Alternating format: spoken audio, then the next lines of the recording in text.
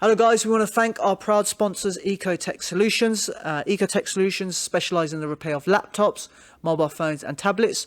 Use a code FIXIT with Notjustboxing to get 20% off. Thank you guys. Thank you to our proud sponsors Amigos. Amigos is one of the best Mexican food places in Portsmouth. Use this code on screen to get 20% off. Cheers. I'd like to thank our sponsors Manscaped, one of the leading male grooming companies in the world. Please use the code NJB20 to get 20% off. Thank you. Hi guys, welcome to Not Just Boxing podcast. We're here with Lenny Fuller, 11-1. How you doing, mate? Very good, thank you. Good. Yeah, what have you been up to today? Anything nice? Day off, just a little bit of active rest, had a little walkabout, and now I'm here with you guys. Brilliant. Enjoying the weather, mate. Yeah, enjoying the weather. Very rare that we get nice weather like this Especially today, right? over here, yeah, definitely. Beautiful Maidstone. Don't know about that. So we were saying off there, obviously getting into boxing, you only had 4 amateur fights? Yeah, 4 amateurs for Westry Amateur Boxing Club, which I didn't win none of. And I think that's what disheartened me, really. That's what made me give up amateur boxing. And then I come back about 18 and I started doing some unlicensed stuff. So, When did you start amateur boxing? I had my first belt when I think I was 11. It wasn't really busy, so I was in and out of it. So I stopped when I was 14. I only had 4 fights through that. Mm-hmm. Fair enough. And then what happened in the unlicensed scene? Then you say you were training with Terry Hadaway's gym? Yeah, I was training with Terry Hadaway down at Maidstone Boxing Club, and we was going everywhere. It was good. To be fair, the unlicensed stuff was a good crack. We boxed all over the country. We went to Malta a couple of times. Yeah, it was a good crack. Can you describe that to people that have never seen unlicensed shows or whatever? What was it like travelling? It's like the Sunday League of Boxing. It is like Sunday League of Boxing. You get fat fellas and everything. So you just turn up and fight anyone? Yeah, it's hilarious. No weight. Yeah, I was going to say. No. There is a bit of a weight thing. As long as you're 3 or 4 kilos within each other, you'll be all right. And what about experience? Doesn't matter. You get some good boys in the unlicensed, ex-pros, good boys out the amateurs, don't want to turn pro and sell tickets. They go unlicensed just to carry on boxing. And do you get paid in the unlicensed? Not really, no. Like I say, it's Sunday League of Boxing, isn't it? Yeah. You get something for it though, don't you? Oh yeah, obviously the management takes something and they take something. You might get a little ticket deal, £10 a ticket or something stupid like that. Really, is that? Yeah. Okay. And you went all over the country to box over there? Yeah, we've been to Malta. We all up and down the country. It was good. How many fights did you have on the unlicensed? I think I had about 10. I think 8, 9 or 10. Yeah. And you just going back, you said you had 4 amateur fights. Hey, how old were you when you had the amateur fights? Between 11 and 14. Yeah, so you started quite young. Yeah. You've been boxing for quite a while. I've been in and out of gyms all my life, just training and stuff. Yeah. So what age were you when you first entered the gym? Probably about 10-year-old. 10-year-old. Wow. Was that with family, friends? Did anyone push you in there? No, all my brothers boxed. My brother Sam boxed, my brother Oliver boxed, my brother Jack's boxed. Well, we've all boxed. How many brothers you got? I've got 3 brothers. Competitive, all of you? Yeah, definitely. Are you the youngest or? No, Oliver's the youngest, then it's me, then Jack and Sam. Okay. And then what was that like growing up then with you guys? Oh, terrible. Chaos. We was all same size clothes, same size trainers. Whoever got a new pair of trainers, there was a fight to get them on. Yeah, that feeling. Is that why you entered the boxing gym or? No, not really. We're always into it.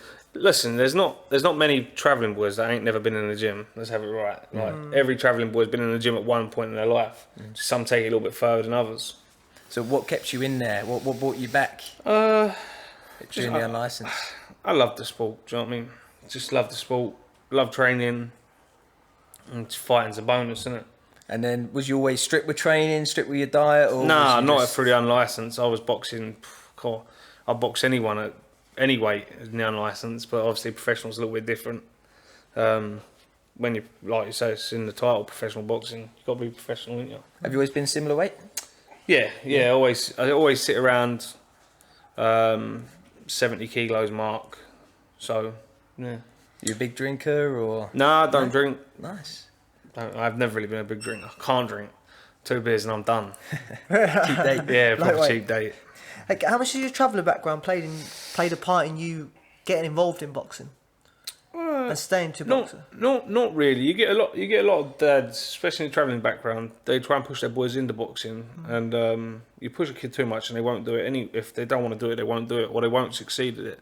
But no, we never really got pushed into it. We're just fucking quite rowdy boys. We like to have a bit of a fight, and we like to go to the gym. So it's perfect for us. Would you say it sort of saved you then from having fights on the streets too much and that instead? Oh yeah, going definitely, down that, definitely. Like I say, in the last 6-7 years of me turning over and doing it consistently, has definitely kept me out of trouble, 100%. This is what the discipline. And Yeah, definitely. Like, I don't know where I'd have been if it wasn't for boxing right now. we hear that every story. We don't really play on it, but everyone we ask, it's the same. Boxing's so good for so many people. Keeps like the discipline, from what you get from the coaches, the self improvement out. Like you're not going out looking for trouble. You're using all your energy. You're just improving yourself. Well, after time, you got no. Listen, if I get up at 7 o'clock in the morning to have my breakfast ready for the gym at 9, I'm back home from the gym about 12:1. I've got to have rest before, because I've got the gym again in another 3 or 4 hours. Mm-hmm. So what energy and what time have you got to go and do anything? You haven't. Mm. So yeah, that's that. It keeps me out of trouble. You got a missus as well? Yeah, I got a missus, 2 kids. Nice. How old are your kids? Wow, that's gonna 8 and 9. Nice. God, that was lucky, wasn't it? Nearly got me there. You married then? Married now? Not married, but we will be getting married. Oh, yeah. I just saw it in your ring. I was like, oh, okay. No. Yeah, so I can imagine that you're obviously fighting for your kids now as well. You got with 12 coming up. Yeah, like it's I don't want to sound cliche, but I'm doing this to get me out of where we was. Do you know what I mean? Show my kids a little bit different life to what I have, if that makes sense. Do you know what I mean? If I can have a 3 or 4 more, I've always said if I can get out of boxing, just a house, a good means of living, and I can enjoy myself through my career, that I'm pleased. Do you know what I mean? I don't want too much. I just enjoy the sport. I like the life it gives you. Do you know what I mean? Would you want your kids to box? When I touching back on that pushing the kids things, if my kids want to do something, like my youngest boy plays football, and when he plays, I push him to do the best he can. I make sure I sometimes try and get him out running with me, and I try and get him to do that extra little bit, because I know with any sport it takes, to stand out, you've got to be 100%. You've got to do that little bit extra than everyone else is doing. And I always try and instill that on them. Do you know what I mean? Like, but I'd never push them to box if they didn't want to. It's a tough sport to push someone into boxing. It is. They've got to want to do it. You can't be in boxing. You see some boxers, they go, "Nah, I'm only in it for the money." But you can't be in it just for the money.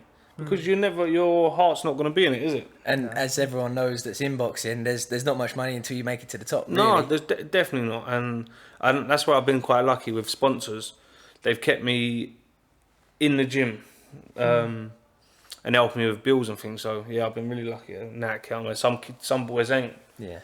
What was your hardest fight in the unlicensed? Was there any fights where you just got put against someone that's? I had a fight with a kid called Spencer Oakman. He's making his professional debut very soon on Dean White card. And that was at like 80 kilo. He was massive.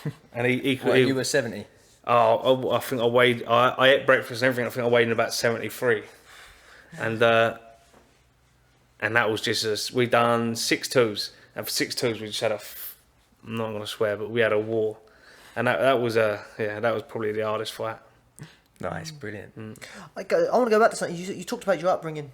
You said that you want to have a different upbringing than you had for your kids. Yeah. How was your upbringing? What sort of things? I had a good upbringing. I'm not saying that I never had a good upbringing, but like, for instance, I want to take my kids around the world. I want to show them different things. Well, I never really we went on Spain holidays. Don't get me wrong, but I don't want to go on a Spain holiday. That's just like lays down but otter, innit? Let's have it right. I want to take them to America. I want to take them to Japan, Tokyo, places that with cultures. Yeah, with culture. I want to see them. I want to show them a different lifestyle, way of life. I don't want them growing up on it. They're not saying nothing wrong growing up in the County State, because I've grown up in the County State, and I'd like to think there's nothing wrong with me, but plenty would probably disagree. But no, I just want to show them a different way of life. Do you know what I mean? Yeah. How would you? Did you go to school much? Did you go to school, college? I went to about 4 different schools. See, school wasn't really for me.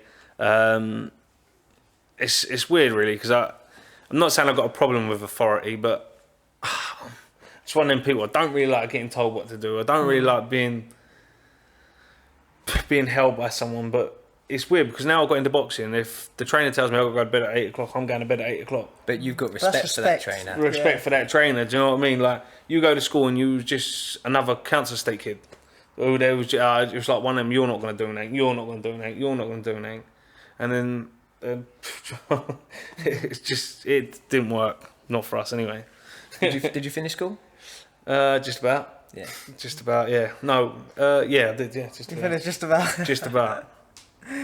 On the fourth one, it said, "Listen, a couple more days staying there, Yeah. mate." In the fourth secondary school, that was it. It's like, come, mate. You've only got a couple of months left. Just keep your head down. What did you do after you went to school? Did you go working, or was it boxing? Yeah, we've done a few labouring jobs and in and out things. Like I say, I was never no good at someone telling me what to do. Okay. So you've always been someone who's quite independent. Yeah. You want to do stuff. And after boxing, I think I'll probably work for myself. In a trade? Yeah, in a trade. I'll do something where I haven't got to rely on no one or work to no one's pace. Would you want to stay in the gym though? Maybe coach. Yeah, the others? that's my plan. My plan. I'd like to get into promoting. Really? I would, because I know what makes a good show. I know boxing and promotion. Like, if you're promoting anything, you if you know, you know. Do you know what I mean? Yeah. Yeah, that would be good. And also, there's so many bad professional shows out there, mate. I've been to. That's what I was about to touch on. I've been to some, and honestly, they're career killers. Like, you're trying to sell tickets for people to come and watch you, and it's not just the boxing. They come for the show, don't they? They come for the whole atmosphere. Yeah. And if you walk into a small hall show where there's no music playing, there's no lights, you got a job to get a drink, mate, you ain't going to buy another ticket. If you're giving 50 quid or 100 quid for a ticket, you ain't coming back. Yeah. I think me and Ash went to one recently. I'm not going to name the show, but it wasn't the best setup. Put it that way, and music was minimum and stuff. But then we went to the show that you boxed at. Your show was brilliant. TM14. TM14. Hats off to them guys. They know how to run a show. Yeah. They're doing really well. I was very impressed. Yeah. For coming off the ground, they're doing really well. And the matchmaking as well, compared to a lot of shows you'll see, and it's just journeyman, nothing against journeyman, but it's one-sided fights. There's the main event, even's not even a 50-50. Like the show you were on, there was just really good matchmaking. But that's the thing. You got to give it to journeyman. They got probably one of the hardest jobs in boxing. It's hard to go out there and lose every week. It is hard to go out and lose every week, but do you think some of them could win? Do you think some of them could actually maybe put it on? They could. Yeah. I think that's the problem with boxing. There's too many. Listen, you look at my record. I've boxed journeyman up to my 5th or 6th fight. But every journeyman I box is a good journeyman. They've come to win, and I've had hard fights. And people say, "Oh, but look at his record." Unless you really know boxing and know journeyman, there's some journeymen that will go and beat like boys at the Olympics and world level boys, but it's their job. They want to get paid next week, so they ain't worried, are they? They ain't worried about taking that loss. Yeah. So Terry, your mate just took the road route after a big win. Yeah, one of my good friends. I won't mention it, but he beat someone who won the Tri Nations. Yeah. Beat someone Top amateur. Top amateur. He boxed for over in Guildford. Had like 100 fights. Won something silly. He fought one of my mate in his first bout. Knocked him out first round. But that was his first fight as well. Yeah. And unfortunately, because he's got out, you know when people come over from another country, they've got other commitments. Yeah. He couldn't give it full-time commitment like yourself. He's a full-time athlete, which is Yeah. great to be. But he obviously went down the route of journeyman and stuff. But he's coming back now. He's coming back. So I'm looking for. I can say his name, Eric Israel. Eric Israel. Check him out. He's I think he's your weight as well. 60. I'm staying away from him then. 60. A big puncher. by the Big, he sparred. Do you know Mikey McKinson? Yeah. Sparred all those boys. Says the hardest punches he's ever faced. Yeah, we'll stay away and stay away from him. No. But no, I'm back to you. You've obviously got some big plans going forward as well for yourself, haven't you? Yeah. Like I say, I should have been out on the 7th of May, but it was some issues with TM14 and some other stuff that the show got cancelled. But I was open for the southern. I was open to go and nick the southern area. Then I would have liked, to be honest, I don't like calling people out. But I fancy that Harry Scarr fight for the English. He boxed a friend of mine, Louis, and I don't think Louis was his best on the night. because Louis is Louis Green, outstanding fighter. What gym is he from? He's I don't think he trains at a gym, but he's trained by his dad, John Green. He's fought some real good fighters, and he's in the gym. He's fucking a terrific. I'm swearing again. He's a terrific fighter, and I think he was unlucky against Harry Scarf that night. But I do fancy the Harry Scarf fight for the English after the Southern area, or perhaps even before. Nice. Get another bout out of my way, because obviously, like, I've only boxed once in the last 3 years. Wow.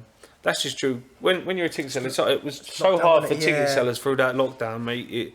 I believe now I would have been a lot further in my career now if it wasn't for the lockdown and stuff happening. Was there many shows going during lockdown? It wasn't. Not really. You could box at? You only had like your Matchroom, your Frank Warren shows. There was no ticket shows. We got offered a couple of fights, but they're off.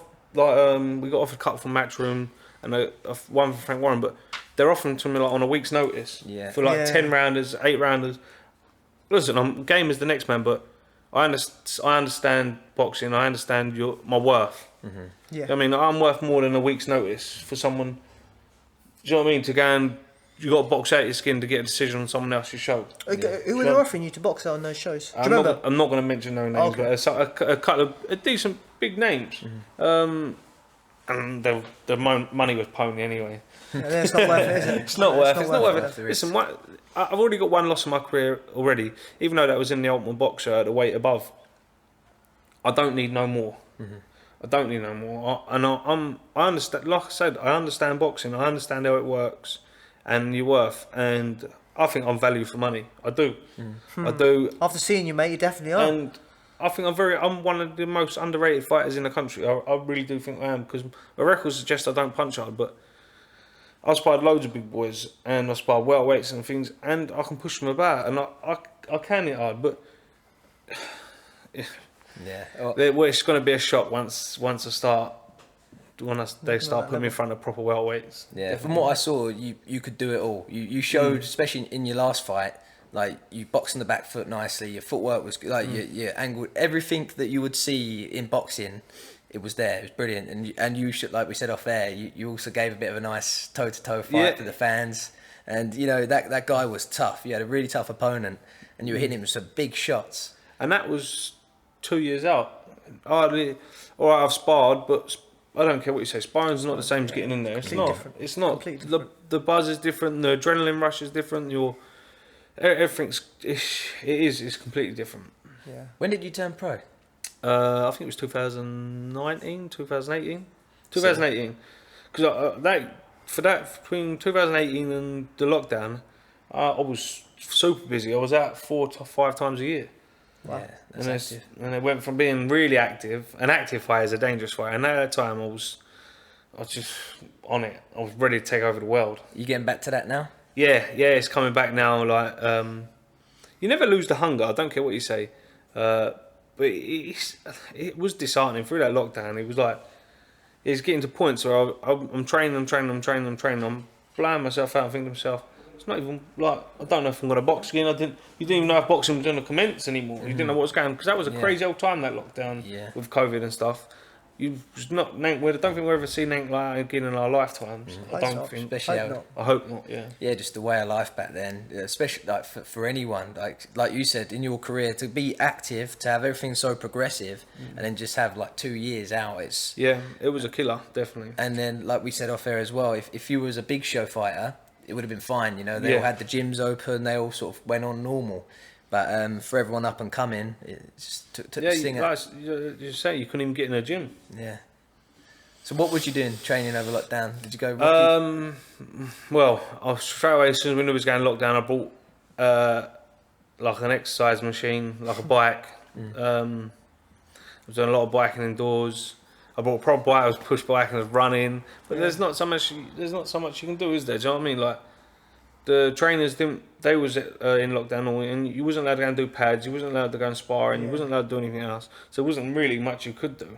Yeah. Did you have a bag or anything at home? Did you do? No, I was just literally at home. Would you say you hardly threw any punches in for a couple of years? No, I had loads of fights with the wife. Who won? She did all the time. I knew, shadowboxing, that was it. Yeah. So a year and a half of shadowboxing got seriously boring. Yeah. Did you teach yourself anything? Go over any little weaknesses, things that you probably didn't even notice? See any fighters as well? Did you like review any fighters on YouTube and? Did you use the time to your? Yeah. I probably spent the first 2 months just watching constant YouTube boxing and stuff, and even that got boring after a while. I found out I'm seriously bad at Warzone through lockdown. No, that's just what I've done is run, play Call of Duty, and shadowbox in the back garden. For some people, that's the dream, isn't it? Yeah, definitely. So what gyms have you been at? Kent Gloves your whole pro career? No. We started out. The first year was over at CSA, Combat Sports Academy over Strood, with Lee Johnson. We was training out there, and how was that? That was good, but they just got so busy that there was hardly no space or time in getting there. So we moved over to Evolution with George Armani's boxing gym. He's got a gym upstairs, and was in there for a couple of years. Then the lockdown come, and when we come back, Kent Gloves was the first to open, so we started training in there, and we've been there ever since. Nice. Wow. And who's at Kent Gloves? Could you name some people, coaches, people? So the pro coaches out there at the minute, obviously Lee Page, Chris Lemontang. We've got Rachel. She's becoming a real good coach. She is, and then obviously the amateur coaches over there. You got Dave Shepherd, Big Lee, a few of the others. There's some real good amateurs coming out of there at the minute. Any names? Say Dave Shepherd's girl, Nancy Shepherd. She's unreal. The girl was seriously can box. She's going to be a big name. She carries on going on the way and gets her head down. She's going to be. How old is she? I think she's 15. I think. Okay, good Yeah. age then. Yeah, she's going to be good. Okay, I was at Lee Page as the coach. Good, one of the best. Is he your head coach, right? Yeah, he's a tactician. Everything's got to be done by the letter. I think he's got a bit of autism because everything's got to be done like spot on. Otherwise, it's not good enough. Perfectionist. Yeah, mate. No, I've heard good things about him from other fighters as well. So he's mate. He's good at what he does. He's got me in some of the best shapes of my life. And you know what's good? Some coaches, I've worked with a lot of coaches, and they're telling you to do stuff, and then when you're doing them, they're not working. But if he tells you to do something, you stick to it. You guarantee it works. And that's a good point actually, because at the start you said that you don't like listening to people. Yeah. So you must have respect for what he's saying. Oh, 100%. I think you have got to have, if you're working with a trainer like non-stop like what I am. Do you know what I mean? I spend probably 8 to 9 hours a day with him. So if you ain't got respect and you don't get on, you got to bond with your coach, I think. And he's got your life in his hands at the end of the day. He has, and you've got exactly that, and you've got to trust him. So if he says to me, look, we're boxing such, you'll do this, you'll beat him. I know if I do this, and this, I am going to beat him because that's what he said. You've got to have full trust in him. Yeah, that trust, that's huge. Like you look at any world champion, anyone that's got a good path, you can see that they've got a good coach and they gel with each other. Yeah, the team's definitely. everything. And talking of team, you've got a nutritionist. Is that Yeah, right? Jack Coke. We worked with Paul O'Neill. He's a good. For the first couple of years of my career, I worked with Paul O'Neill. He's good. What's that for? Nutrition. And then we moved over to Jack Coke for this camp, and he got me eating loads of good stuff. Yeah, he's great. He works with Mikey McKinson as well. Gets Mikey down to weight lovely. I see lots of good food on your stories. Yeah. Credit to Alice and all, because she cooks whatever he tells her to cook. She cooks for me. So Weighs it all out as well. yeah, weighs everything out. Takes her time. So she's a keeper. There's so much hassle in all that, isn't there? Like weighing your food, and I find it so much tedious. I don't know. You're like you don't have to do it. You got someone doing it for you. Yeah, especially when you got a title in your eyes. Yeah, like for me, it's good because I can go to bed and I know she'll have my breakfast waiting for me. As soon as I get up, my breakfast will be done. Good. Then when I go home from the gym, there'll be lunch in the fridge. And then when she gets home from the school run and stuff, my dinner's cooked fresh. So I can't ask for no more really. That's a lot of motivation as well, just for you to want to do good. Cause you're definitely. She pushes me. She's one of the people who push me the most. Listen, because the thing with Alice, she wouldn't care if I had a pound in my pocket. It wouldn't bother her because we get on well, and whatever happens, we're gonna have an happy life because we just get on well. The kids are happy, whatever. But she knows that she can see that I'm passionate about it, and she wants it for me as well as She's for us. supporting your dream. Yeah, which is That's good. amazing. You don't get that many places, and it's hard to find. That's why I've kept hold of it for the last 11 years. Yeah, especially obviously. So you met her quite young then. Yeah, we've been together. I was 17, and she's a little bit older than me. But how many guys at 17 get that opportunity to have that partner that's going to support them with their dream? No, they don't. You don't get that much. She's a good girl. I'm pleased to have her. And Definitely. strength conditioning? Do you do much in the gym or? Yeah, strength and conditioning was twice a week. We run a program set out by Yaz Parr, who's out in, is he LA or Florida? He's out in LA. He's worked with some top fighters like Josh Taylor, people like that. So it's an online course that you do with him? Yeah, he sets it out. He set it out, send it to Lee, and Leah run me through it, because Lee's got a good understanding of. See, the thing is, a lot of people don't, because he's quite a big guy. They don't understand. He's got a good understanding of everything: nutrition, strength conditioning. He's just got a good base understanding of everything, which is quite good. I guess has he been in it his whole life? He's been. He trained some of the top MMA fighters in the UK. At some points, Lee did, and then he left. He said he fell out of love with MMA a little bit, and then that's when he started training me, and then he just fell in love with boxing, really.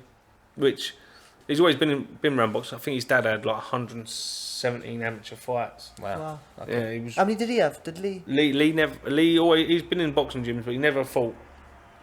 Some of the best coaches. He's had MMA fights, stuff like. He was one of him and Lee Johnson. I think there was one of the first round Kent on this sort of area to train him, like train for MMA.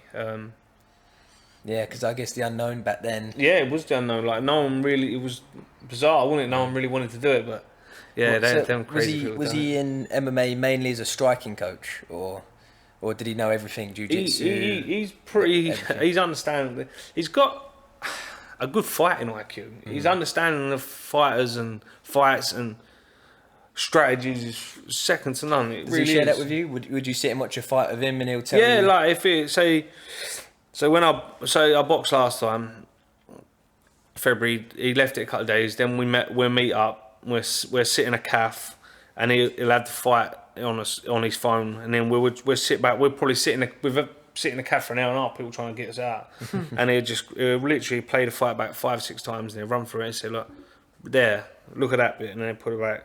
Look what you done with your foot there. That was wrong. You should have put your foot there. Then stepped over. Then threw the shot, and then Joe like things like he'll break it all down.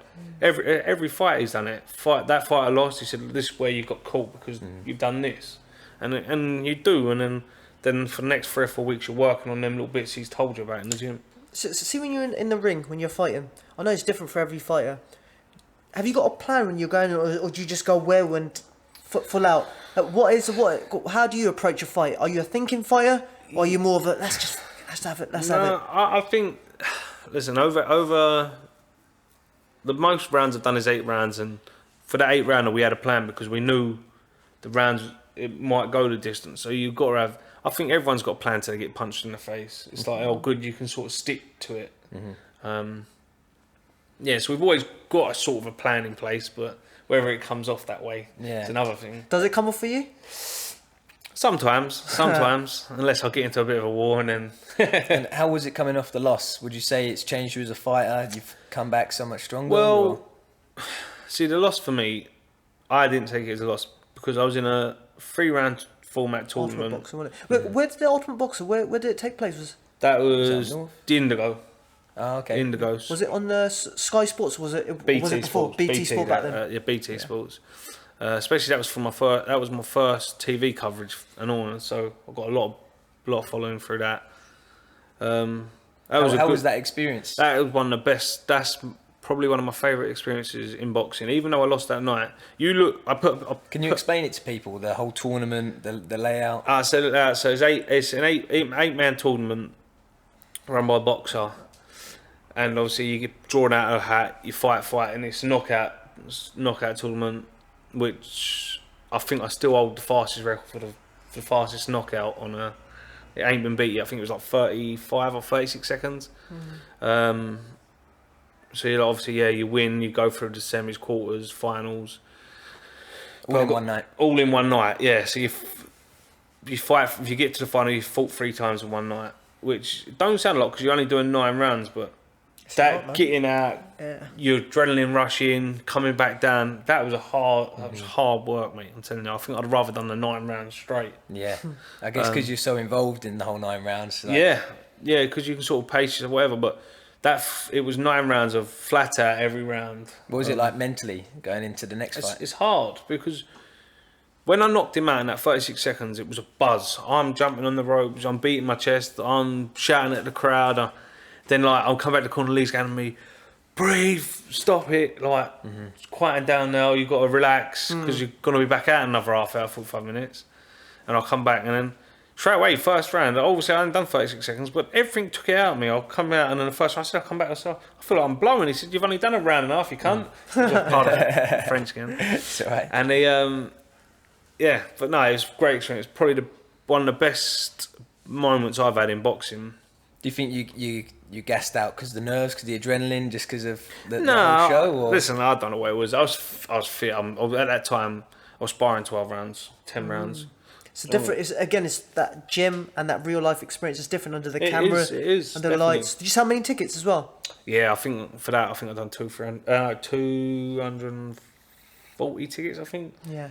So it wasn't bad. Yeah. But it's all about pacing yourself through those rounds, isn't it? Yeah. Get the first fight. Did you won the first round, which is in the quarters? Yeah. Is it quarters and then semis? Quarters, semis, then finals. And did you make it to the semis? No, finals. You got to the final. I got to the final. That's where I lost. I beat. Boxing.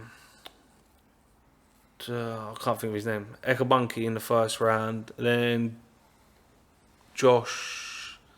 Can't think of his second name. Was he on the Fury card recently? Or is that another level? No, that was he's 64. And I beat 2 of the favourites. Well, 2 of the good top. There was 3 seeds, so it was Stephen Donnelly was number 1. Then the kid I beat in the first round was number 2, and then the kid I beat in the second round was number 3. So I beat 2 of the best fighters in the competition on the way to the final, and Donnelly was just too big. He was too big and strong. What was it like in the final?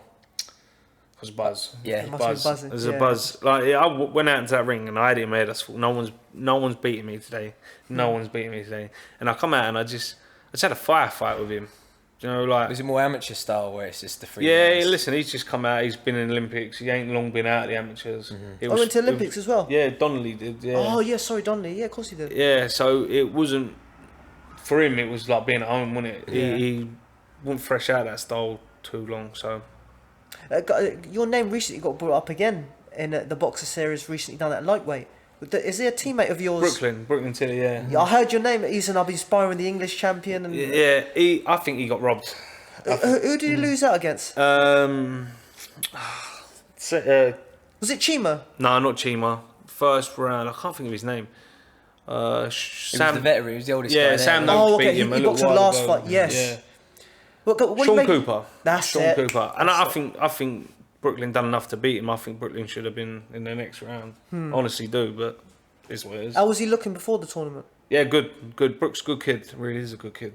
Yeah. What do you make of that tournament? That was a cracking tournament, wasn't it? Yeah. He's like I say, it's once in a lifetime opportunity. Whether you take a loss from that, either way, you've been on telly. You've got that little bit of exposure. It's good. What did you think of Ryan Charlton in the Chima final? Did you see it? Yeah, I thought Chima done really well. Yeah, smashed it. Never heard of the guy. Very before. good kid. Have you heard of him before? I haven't, no, but you have now.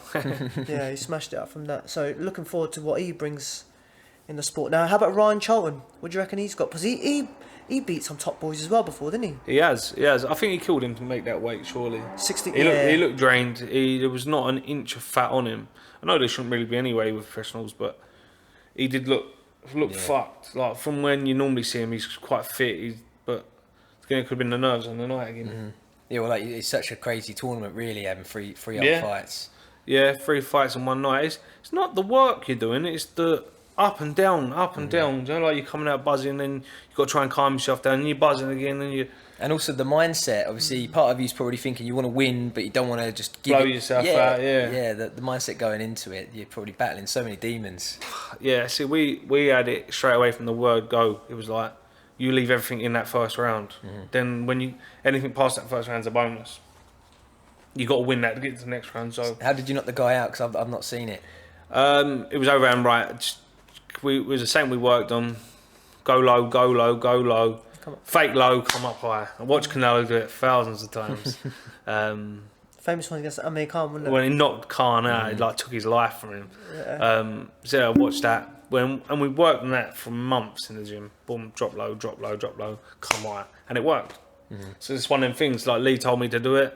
I knew, he said, look, that's going to work, that's going to work. Done it, it worked.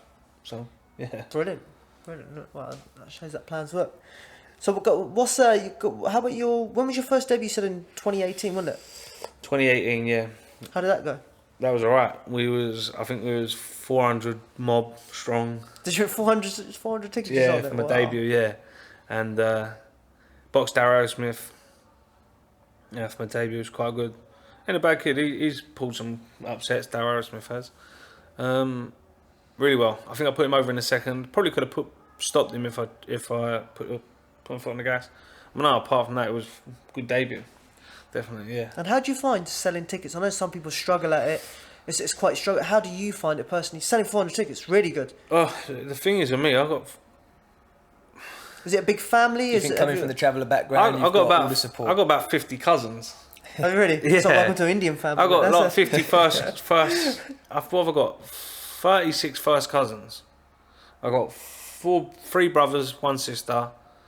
I got, how many have I got? About 20 aunts and uncles. Then other aunts and uncles, and then second cousins. I've probably got another 100 second cousins.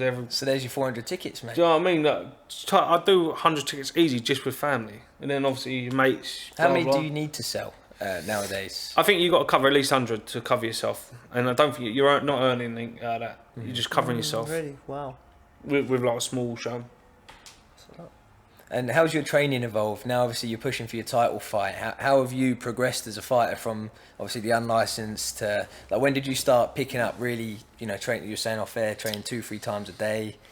Yeah. See, like now everything's so like on my phone. I know my training because my schedule's on my screen. Just on there. It's my screensaver. Look. So like Monday morning sparring, PM's running, Tuesdays pads and bags, strength conditioning. But I'll do the run. I run Tuesday mornings 4 pads and bags. Then Wednesday sparring again, swimming like so we do sprint sessions in the pool. Then it's all there. I do 12 sessions a week. That's amazing. Are you a good swimmer? Nah, I swim like a brick and dive like a shovel. Terrible, honestly. Proper terrible swimmer. What are you good at? What's your strengths in training? Sprints? Yeah, I'm pretty quick. I've had to get away from a few things. You want to elaborate on those? No, I'm going to leave that. Probably Jimmy was trying to get away from it. Yeah, off the mark, there ain't a lot of people catch me, that's for sure. What do you do? Like, what sort of distance you run? So for the last time we went done sprints, we done 10 800 meter sprints. Had to be done under 2 minutes. Or the closest you can get to 2 minutes. 10 800 meter sprints under 2 minutes. Yeah, well, not all of them, but the 800 meters under the 2 minutes. And are you hitting that? I'm hitting round about that. So I normally start off the first couple 150, 152, and then it just... Is that on a track or? Yeah, on a track. Yeah. Then it started declining, and I'll probably finish off about 210. So they're all round that mark. That's really good. That's fast. That is really fast. What do you do, like 5k in? What time do you go? I can do 5k in... If I'm doing a steady plod, I do it 22 minutes, but... If I get a move, if I'm trying for speed, the end of camp always it's like a ritual. If I'll do the 5k at the end of camp just to see how fast I can do it. I normally can get it done in 17 minutes. Wow, that's really but impressive. I'm going though. That's like my thing. If I can get it done under 20 minutes, I know I'm fit enough to fight. If that makes sense. How do you run the 5k? Do you just go hell for leather from the start, or do you? Because a lot of people do positive splits. I normally pace myself for the first mile and a half, and then the last bit I'll get a move on. So I'm always trying to finish strong. If that makes sense. Solid. 70 minutes, really good.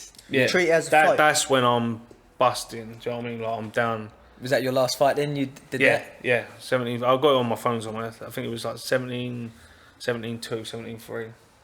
Brilliant. So, what's your plans this year? Obviously, you got the southern area. What do you want? Is there any fights you want being made? Well, I didn't know, but I just see on BoxRec that I'm scheduled to box 10 rounds in July on the 16th. So Is this the first you've heard of it? that's yeah. To be fair, John tried to ring me a couple of days ago, and I forgot to ring him back. Sorry, John. Yeah, so I'll get that 10 rounder out of the way. I don't know if that's for the southern area or that's just a 10 round fight, and then we'll just push on from there. Like I say, the Harry Scarf fight that definitely interests me. Yeah. So that's for the British? I think that's English. English. Yeah, I think Sam Antwin must have vacated it. Then Scarf and Green boxed for it. So yeah, if he wants to defend that by the end of the year, I'm more than happy to oblige. And we were saying off air as well about Marbella. You got that training Oh camp going on? yeah. Me and a friend's arranging training camp. It'll be for the first. We're leaving either the 1st or the 8th of September. All the details will be up on my social medias within the next week. Jack Coate's going to be there for the 10 days, being a full-time nutritional chef. Right, you're going to train alongside me for 10 days. Pad work in the new rival gym in Marbella. Gym's top of the range. The digs we got is just out of this world. Honestly, it's like you living in a Tony Montana movie. It's going to be good. So Yeah, how did that come about? What is it? I want to. I like to do stuff. So like, I'm just trying to build a base. I want to build a company off doing these holidays for people who want to live like a professional for 10 days. And it's just a little thing of me and a friend got together, and I'm just having a crack at it. You know, it might not even it might not take off, but if it does, I think anyone involved is going to have a great time. listen, you're going Marbella for 10 days. If you don't want to train, if you want to go and get on a beer for 10 days, just and tell your wife you're training. That's all right. It's down to me. As long as you pay the money, I don't care. How much is that?